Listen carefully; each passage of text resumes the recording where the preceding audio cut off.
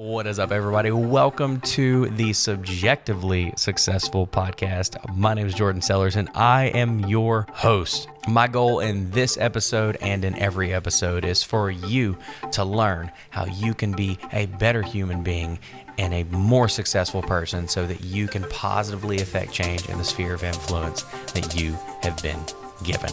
We're going to do that through the trials, tribulations, problems, and solutions that my guest and myself have used to find what success means to us. Thanks so much for tuning in. Let's jump right in. Okay. Oh my goodness. Well, this is long overdue. I've been saying I was going to do this for I've got so many friends and family that are going to mess with me because I've been saying that I was going to start my podcast for a really long time. So I don't know. This feels monumental. If you're out there and you've never met me, it's really not that big of a deal to you. But yeah, this is the first episode of hopefully what's, hundreds and thousands. And just real quick, I'm going to give you a quick background of who I am, and it's extremely short. Actually, better than yet, I'm going to tell you why I started this podcast before I even tell you who the heck I am, because I think that the core value in this podcast for you, for your life, for your business, organization, and family, honestly, I can deliver value to you through this podcast, whether you know who I am or not. And so I'm going to tell you why it's called Subjectively Successful and why I started this podcast. Okay. First off, why did I call it Subjectively Successful? The reason I did is because I am a consultant and I own a creative agency. And what I've learned is I have this obsession with helping people solve problems across tons of industries. Like literally an obsession with helping them across so many industries find their ideal client or customer and really, really learn how to speak a language that they understand. And what I've learned though is that sometimes when you get on this success kick, you always turn it to money. Always becomes financial. It's like an obsession in America, and I've fallen prey to it as well. And here's why I named it Subjectively Successful, is because I want to be able to sit across the table from someone that has 50 people in their church, and they are begging, pleading, screaming for the day that they hit 100. But I want to be able to sit with the pastor that's at 5,000, begging, pleading, screaming to get to 10,000. And I want to be able to give value, expertise, and coaching to both of those people, but also receive value, coaching, and ideas from both those people. Because those struggles are applicable to almost anybody.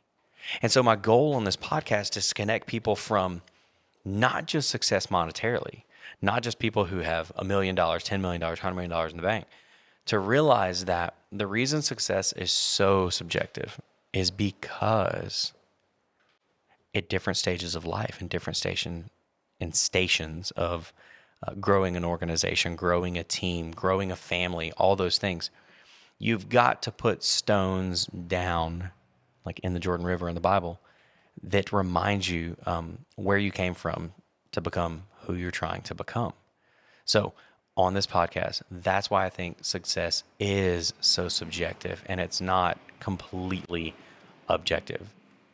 And there's not a de facto definitive monetary value. So if someone consistently says, I'm gonna be worth $100 million, I'm gonna be worth $100 million, I'm gonna be worth $100 million, and that's all they talk about. Well, obviously that's how they define success. But if you really get down to the nitty gritty, I might want $100 million, but I also want a family that loves, adores, and respects me. I want them to experience that. I want my daughters to become amazing people. I want my, one of the things success means to me, it's crazy. People are like, well, why do you want to make more money?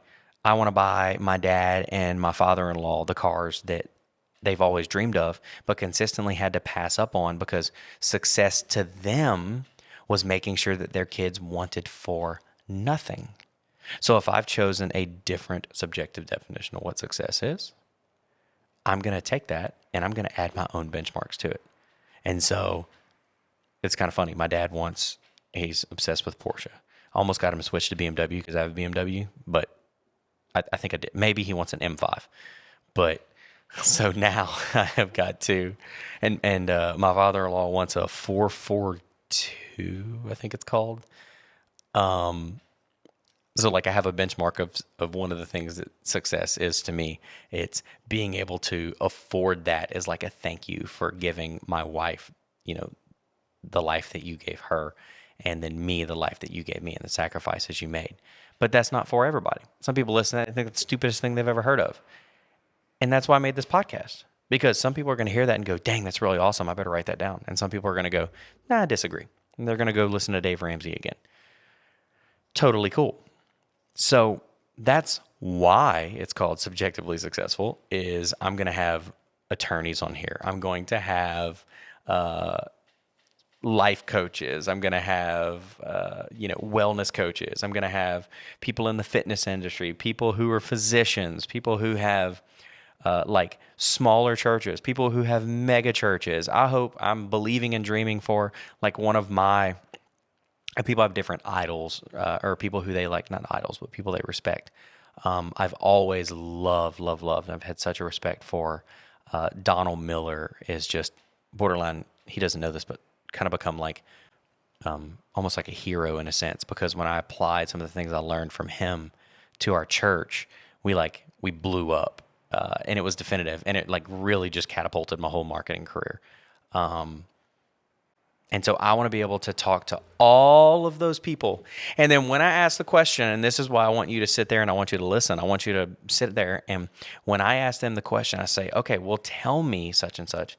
How do you define success? And they say, oh, well, success for me means blank.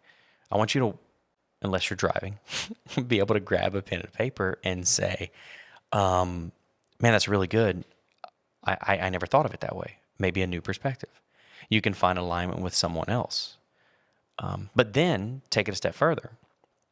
I want to then ask that person, it's like, well, man, what are some of like the biggest hurdles, the biggest challenges? If someone's out there and they want to get to where you are now, like what pitfalls should they avoid? Like, do you realize how valuable it could be to you to hear someone on, year 10 of their business and you're on year 1, give you this punch list of what not to do? It'd be huge. And why I might be a marketing coach and a strategic consultant and own a creative agency, everything that I tend to give as far as success coaching always has the end user focused, your ideal client or customer. It's actually extremely unhealthy sometimes. Sometimes success to you might be like not acquiring another customer or making more money. It might be having a better work-life balance. It might be, there's so many things. So I can't wait for that person to give you this like beautiful punch list of, what they could have done differently or could have done better. And then the next question I want to attempt, I'm a little bit ADHD, so we'll see if I do this consistently. I really want to ask that person is like, well, man, what is holding you back from that dream that you really have? And let's split it. Let's talk personal, because I wrote in my tagline, character is defined, but success is debatable. Because I think deep down, I'll just be straightforward, I think deep down, if you're a crappy human being, that the universe is going to figure it out. Your clients, your family, your friends, people are going to pay the price for you having a bad moral compass. And it's upsetting. So I think character is truly, truly defined. I've become a huge fan of Jordan Peterson over the past couple of years. And if you're out there and you might be like me, where you always have a fantastic moral compass, or you try to just be a great person and you give and you give and you give, I can tell you from personal experience that people are going to take advantage of it. They're going to take advantage of you. They're going to lie. They're going to cheat. They're going to steal. They're going to be crappy human beings.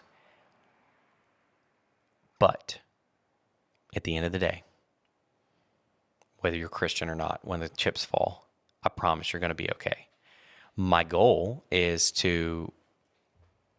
I could tell you that story. I could tell you and teach you in some of these episodes, because one of them I'm going to talk about, I think I'm going to title it, Put It in Writing.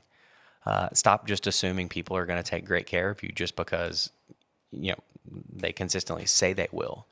Once their mindset, their finances, and things change, they have a tendency to throw you by the wayside. So if you'd ask me, myself, what does success look like to you? It shifted. 6 months ago, I would have told you, well, I want to make $10 million in this amount of time, and I want to do this, and I want to do that. I want to drive this car, and it's extremely materialistic.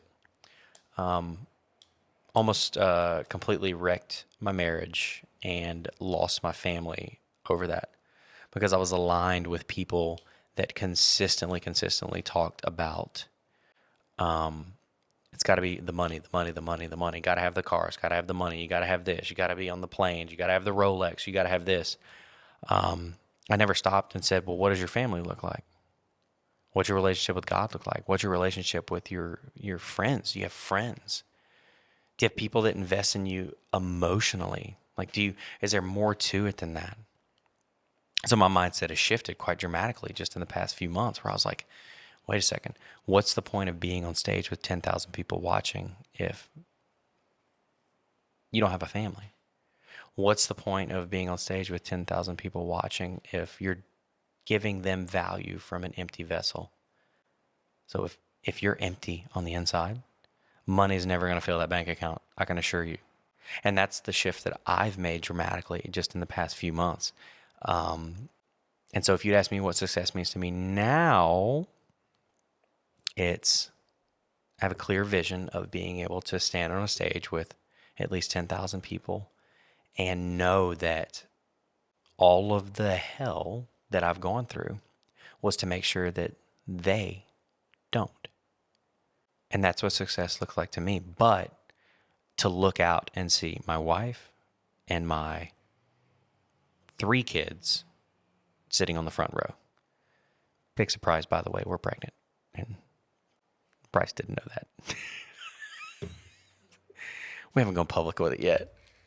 I should probably, maybe I could post. It's actually today while we're filming. It's our 6-year anniversary. We're totally preggers. I'm completely freaking out. And anxiety rising. And so if you want to know what success looks like to me, it's understanding that the path to get to that vision that you see, that's God-given, ordained, self-prescribed, whatever. Really sit down and think about who you want on that journey with you. Think about who you want waiting for you, ready to high-five you and hug you when you get there. Thank you so much for listening. I really, truly hope that episode was something that you found valuable. You learned something you didn't know before. You laughed a little, you loved a little, and you're excited for the next episode. If you found it valuable, please take just a moment, like, comment, subscribe, and leave a 5-star review. Helps the show out a ton. Last thing, if you're out there and you feel like you're drowning in the confusion of this insane digital marketing and social media driven world, I have got the Prozac to your problem. If you click the link in my bio, I've got a 7 days to create a digital marketing strategy that actually works mini course, and I think that it would be a huge help to you. Go click that, check it out. If not, totally fine. It's not for everybody. But I cannot wait to see you in another episode, and have a blessed day.